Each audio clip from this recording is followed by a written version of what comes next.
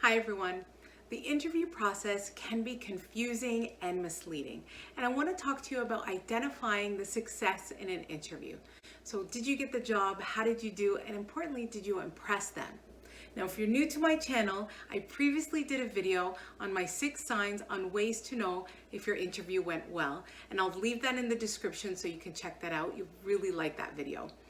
Now, I got a lot of messages from you guys asking me for further information and clues about those signs to identify how you're doing in that interview. So in today's video, I'm going to give you further clues and info so you know where you stand in that interview process. One thing I want to highlight is whether or not that company is wanting to get to know you. So outside of those questions, the standard questions that they ask you, are they actually engaging in small talk, conversation, wanting to know a little bit more about you? Another thing that's often missed is how long your interview really goes for. Now, if they've scheduled you for only 15 minutes or half an hour and you've exceeded that, that's a great sign. That means that they're continuing to get to know you and asking questions to dig deeper. That's really good. You may not be able to recognize right away, but if you hear them trying to convince you that this company is where you want to work, they start bragging about all the things that this company has to offer, and you're sitting on the other side thinking, well, why are they trying to convince me to work for them when I'm here for the interview to get a job with them?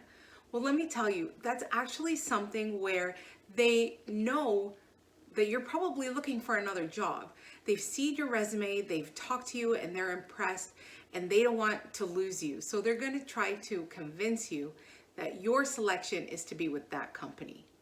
If they start asking you questions about your availability, when you can start, or when you can have a second interview, I mean, they're already thinking about the next step. They're already thinking about how they're going to bring you back in to continue further impressing them for the job that they want to hire you for.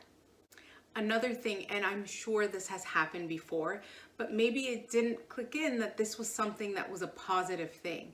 Now, if they start introducing you to team members, if they start explaining this person would be your manager if you were hired, or these are the teams that do this, or whatever the case may be, they're already kind of setting the groundwork where they want to introduce you to the team.